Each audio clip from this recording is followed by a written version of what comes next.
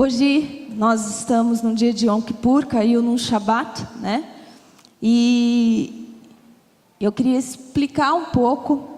Eu estava estudando naquele livro Despertar da Igreja de Cristo, do Robert Heidler. Então, eu quero trazer um pouco de entendimento para que você saiba o que vai estar sendo feito, né, nessas 24 horas. Se você por acaso não tinha entrado em jejum, né, nós estamos em jejum das 6 da tarde de hoje até as 6 da tarde de amanhã. Você pode entrar a partir de agora em jejum e amanhã nós vamos estar aqui às 5 da tarde num culto. Eu, o apóstolo Maurício, os pastores dessa casa, fazendo um culto, pedindo perdão pelos pecados da família e todas as coisas, e entregando com uma mesa de frutas. Eu vou falar isso depois, durante a palavra. Vamos lá. Nós estamos nesse tempo de confiar no amado. Não está entrando? Yom Kippur 2017. Opa, entrou junto ali. Pai, em nome de Jesus, que o Senhor traga entendimento, revelação no nosso espírito, para que possamos entender aquilo que vamos estar fazendo nesses dias, em nome de Jesus. Queridos, Yom Kippur, esse é um dia em que é chamado sábado dos sábados, pois do pôr do sol do dia 9 até o pôr do sol do dia 10 do mês de Tishrei é um dia solene. É conhecido também como dia do julgamento, né? Então, entre o dia da festa das trombetas, que foi quinta-feira passada, Yom Teruah, que nós celebramos, e que para os hebreus, né, anunciou um novo ano civil, 5.778, e para nós é a chegada do Rei Jesus. Posso ouvir amém?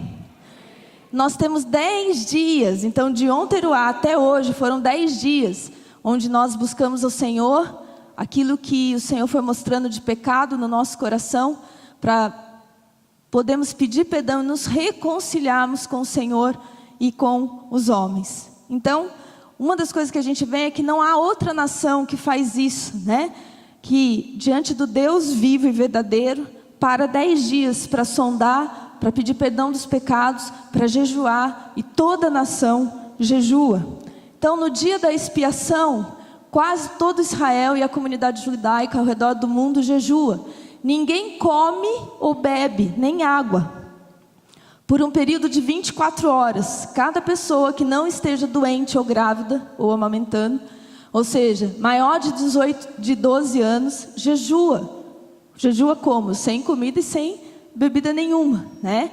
Abstência de comida e bebida por 24 horas, e isso aumenta a seriedade do dia, na qual você contempla os seus pecados e fraquezas. Posso, mas eu não consigo ficar sem água, porque eu tomo remédio e outras coisas. Amém? Você tome água. Eu não posso, porque são medicamentos fortes, controlados, eu preciso tomar líquido, né? Leite, alguma coisa. Então você toma líquido. Mas ninguém, né, é incapaz de jejuar alguma coisa, porque a nossa carne precisa morrer. Amém? E toda vez que você jejua, a carne grita: eu vou morrer, eu não vou aguentar. Me colocaram no WhatsApp assim: não pode beber água. Eu falei: olha, o jejum não é com água. O povo começa a surtar, né? Tem gente que nunca bebe água, mas só de pensar que não pode beber água, já deu sede, né? Então, é desse jeito que as coisas acontecem. No dia da expiação não é um dia de festa, por isso a gente não fala Hag, ou feliz dia de Yom Kippur, porque não é um dia de festa, é um dia de expiação, não é um dia para nos alegrarmos e celebrarmos, mas é um dia para nos humilharmos diante de Deus através do jejum. Então, por isso que hoje nós não cantamos músicas alegres, não celebramos, não batemos palma no sentido de louvores, mas nós nos humilhamos diante do Senhor. E todo Israel era obrigado, né, a guardar o dia da expiação. Não era algo que as pessoas podiam escolher, porque Deus levava muito a sério isso. É importante destacar que o dia da expiação foi estabelecido como uma ordenança perpétua para todas as gerações. O desejo de Deus é que tenhamos a cada ano uma nova experiência da sua expiação, ou seja, do seu perdão. Amém?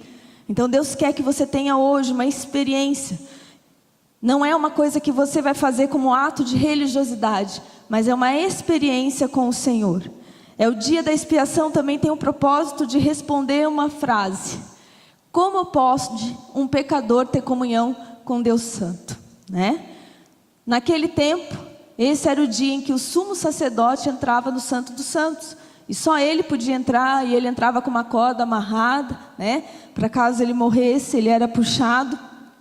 E a Bíblia nos mostra que nós somos criados para habitar com Deus.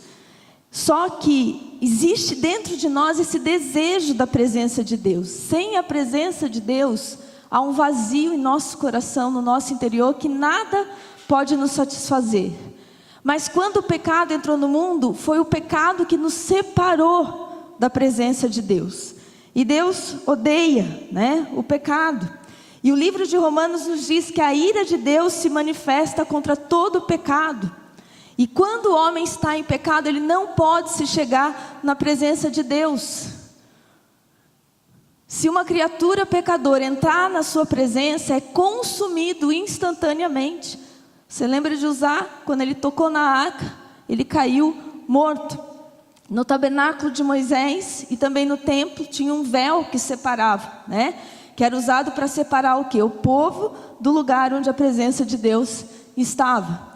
Então o pecador não tinha liberdade de chegar à presença de Deus, senão ele seria exterminado. Para restaurar a comunhão com Deus, o pecado teve que ser coberto. Ou seja, quando a expiação, né? Então Yom Kippur significa dia da expiação. Quando a expiação é feita, é coberto todo o pecado, toda falha do passado.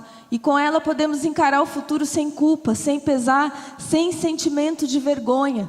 Ou seja, a expiação abre a porta para a presença de Deus em nossa vida. Posso ouvir amém? Com a expiação nós temos liberdade de entrar na presença de Deus e experimentar a sua glória. O ritual que era feito no dia da expiação usava 2 bodes.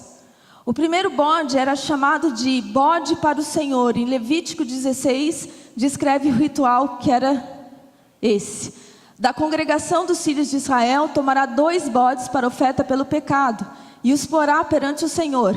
Imolará o bode da oferta pelo pecado e trará o seu sangue para dentro do véu, aspergi-lo-á no propiciatório. Assim fará expiação.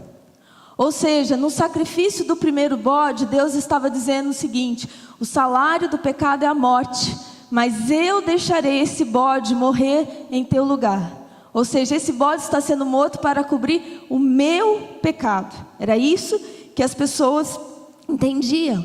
Então, quando o sumo sacerdote matava o primeiro bode, o significado era muito claro para o judeu, né? Que o pecado dele estava sendo colocado naquele animal, e aquele animal estava sendo morto por causa do pecado dele. Quando o sangue do bode sacrificado era aspergido sobre o propiciatório, a expiação realizava-se, pois uma cobertura era posta sobre o pecado de todo o povo. Então o sangue cobria, né? Era uma cobertura do pecado. Mas a oferta do perfeito sacrifício de Deus, ou seja, Yeshua, Jesus, tornou desnecessário o sacrifício anual de um bode. Porque os rituais do templo tinham se cumprido em Jesus. Ele agora é o sacrifício da expiação. Amém? Então, não precisava mais disso. Mas, o que aconteceu? O seu sangue foi derramado para fazer expiação. Em Romanos 3, 24 e 25 nos diz que a redenção, a nossa redenção, veio por Jesus Cristo. Ou seja, Deus ofereceu como propiciação pelos nossos pecados. Em vez do bode, agora era Jesus que estava levando sobre ele todos os nossos pecados. Então o bode era o símbolo, né? Estava apontando para aquilo que ia acontecer. Na condição de sumo sacerdote, Jesus entrou no Santo dos Santos. Lembra que só o sumo sacerdote podia entrar? Pelo seu próprio sangue. E através disso ele obteve eterna redenção. Isso está lá em Hebreus 9, 12. Ou seja, o bode para o Senhor representa esse sacrifício de Jesus. Ele morreu para cumprir a pena do meu pecado. Ele cobriu todo o pecado para sempre, o único sacrifício. Agora, se você crê nele, você está perdoado. E Deus pode te dizer, assim como dista o Oriente do Ocidente, assim afastei de você as suas transgressões. E ele também pode declarar: perdoarei as suas iniquidades e dos seus pecados jamais me lembrarei. Amém? Mas para isso nós precisamos nos arrepender, pedir perdão, confessar o nosso pecado. Não é algo instantâneo, né? Que Jesus já fez, eu não preciso fazer nada. Não, Jesus já fez esse ato. Mas nós precisamos chamar a essência e trazer isso para a nossa vida, para a nossa realidade. Com o sangue de Jesus, essa expiação ela foi feita. Diga para alguém assim: o seu pecado já foi coberto. Amém? E Deus chama a gente novamente para estar com Ele por causa do sangue de Jesus. Agora, antes de entrarmos na presença do Senhor, nós precisamos tratar um outro ponto, que é o quê?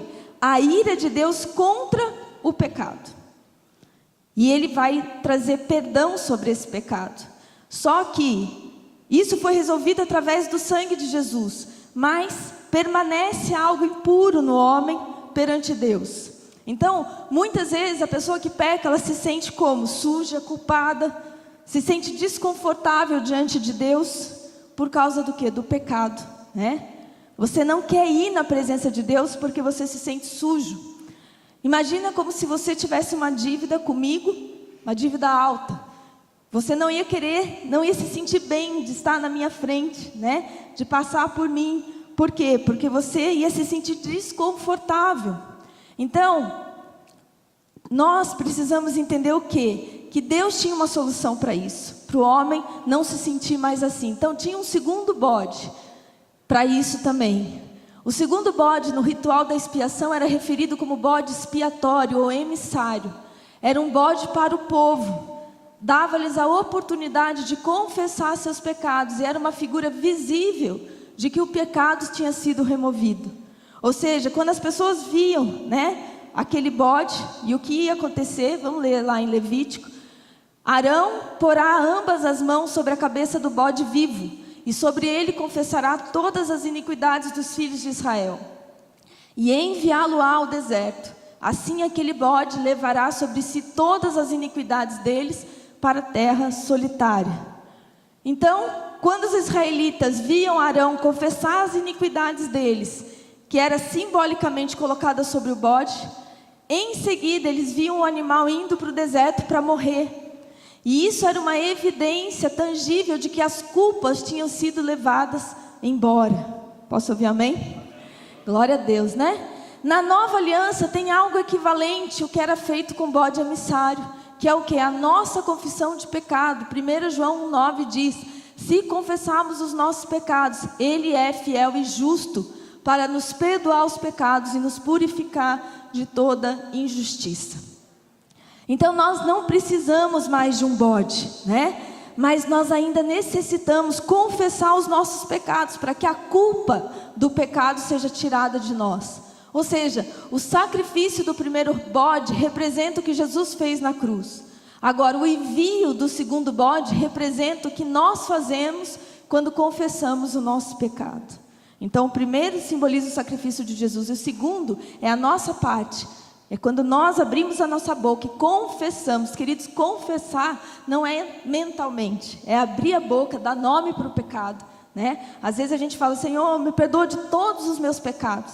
Por isso que esses 10 dias entre Yom Teruah e Yom Kippur é para você anotar, porque se você perguntar para o Espírito Santo, Ele vai te mostrar quais os pecados tem na sua vida, quais os pecados tem na sua família, o que tem se repetido, que não tem tido arrependimento até hoje. Deus mostra.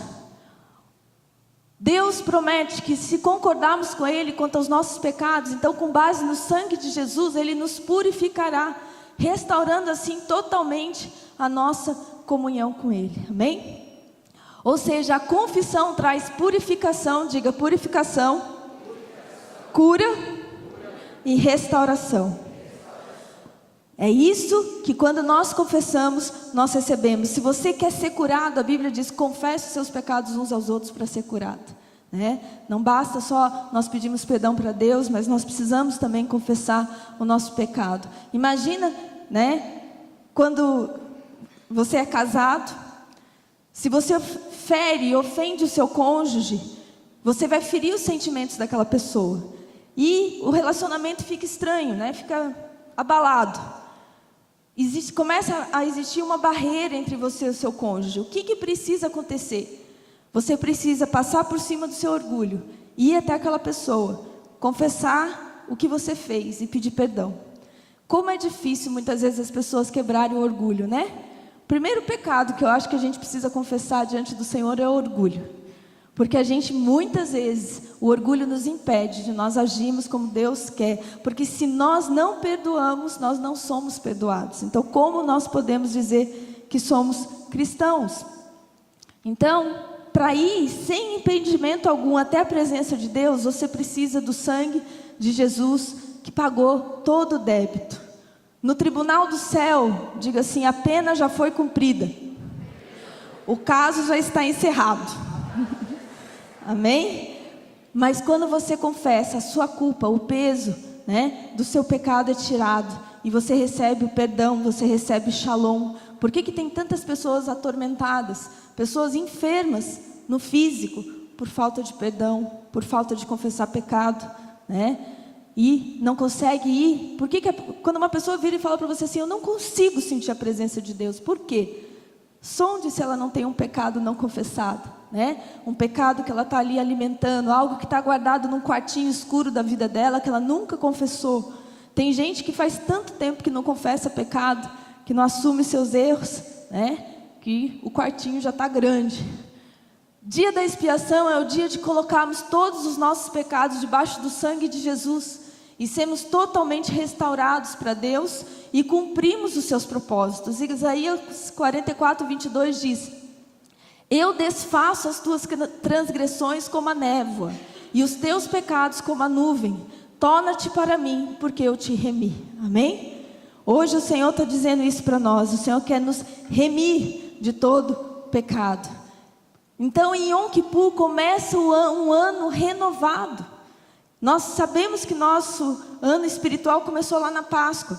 Mas Yom Kippur é um marco de que algo novo começa a acontecer. Ou seja, o dia da expiação não é um dia alegre de celebração, mas de fato ele abre a porta para a festa mais alegre do ano, que é a festa de tabernáculos.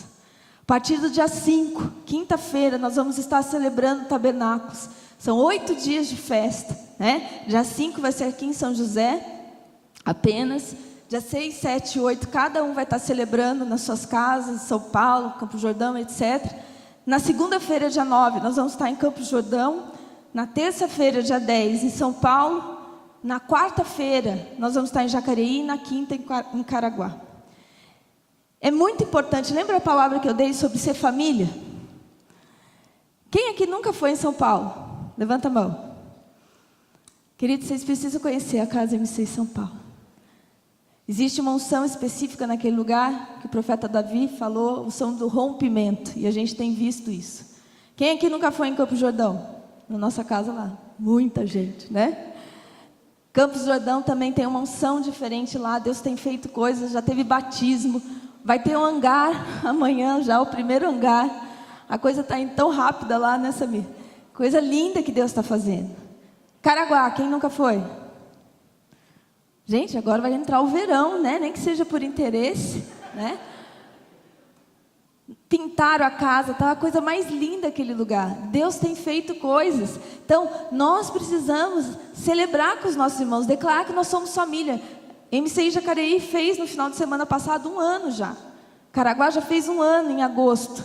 Então, nós precisamos, nessa festa, se programe para estar, né? Para conhecer. Nós não vamos estar tendo festa com barracas aqui, mas em São Paulo e em Jacareí nós vamos estar tendo barracas com comidas de nações. Então, aqui, se você acabar a festa, quiser ir para Jacareí, é pertinho, gente, é mais perto do que para alguns bairros aqui em São José. E, se você for estar em São Paulo, também vai estar tendo lá essa festa.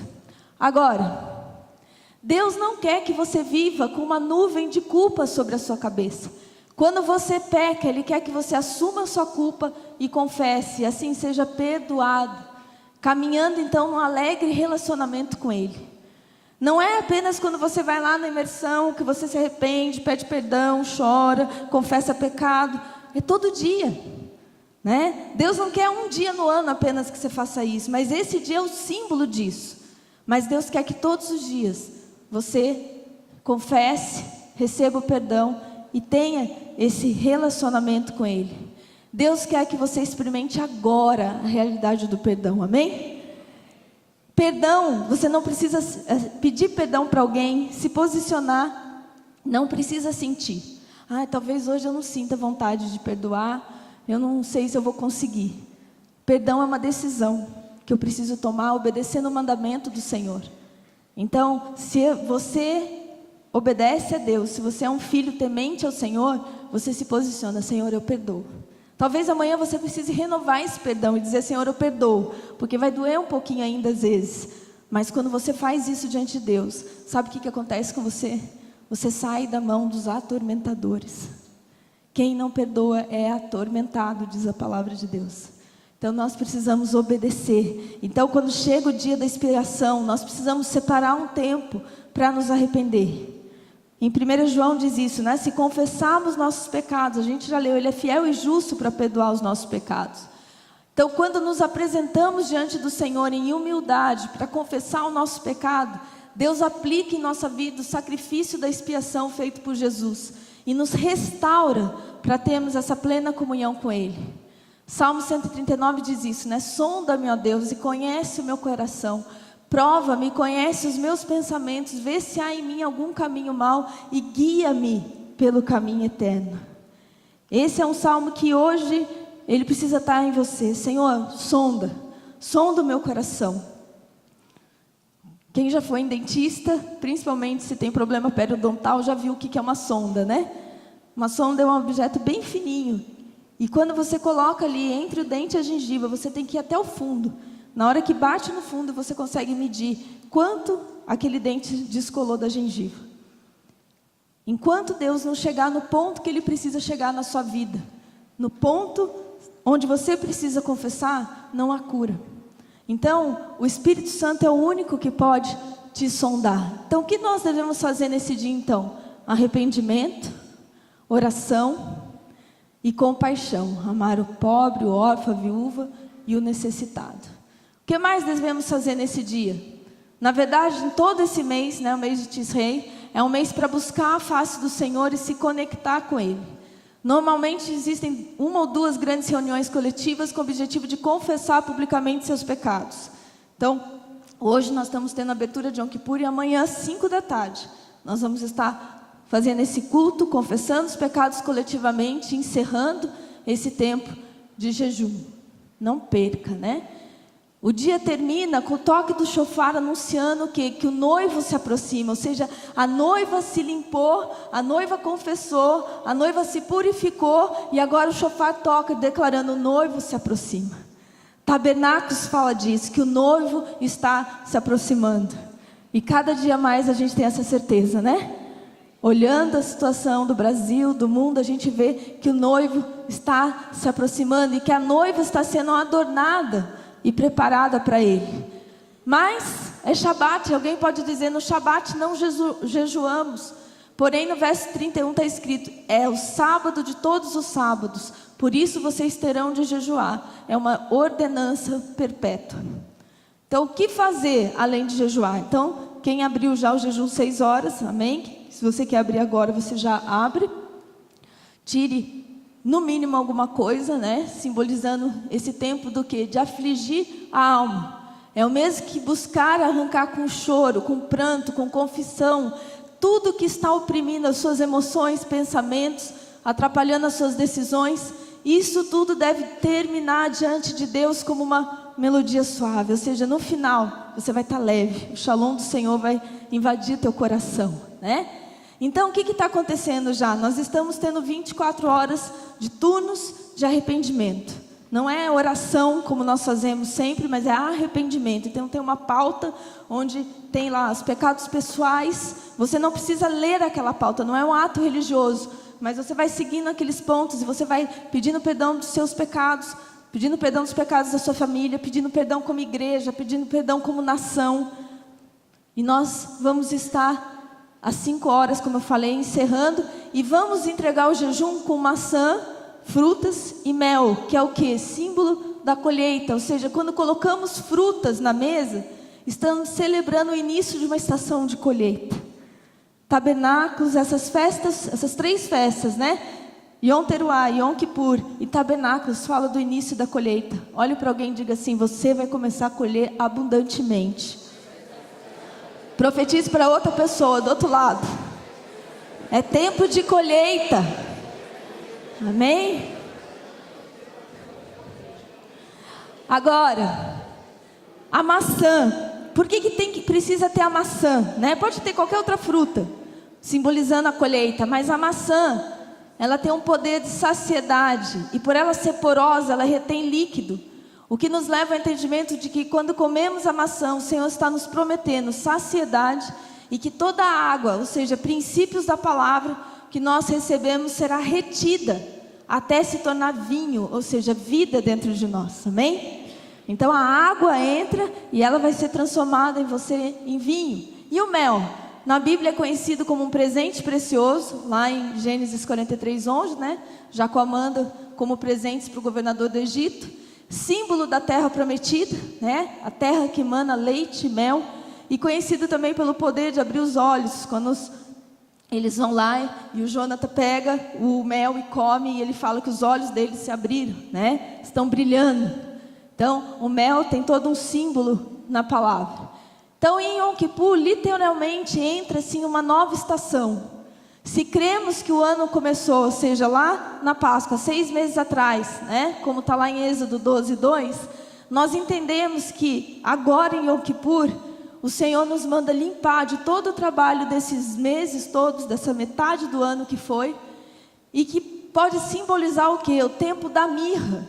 Ou seja, tudo que nós passamos até aqui foi o tempo da mirra, que a partir de agora nós entramos no tempo das especiarias e perfumes, nos preparando para o nosso noivo, Jesus.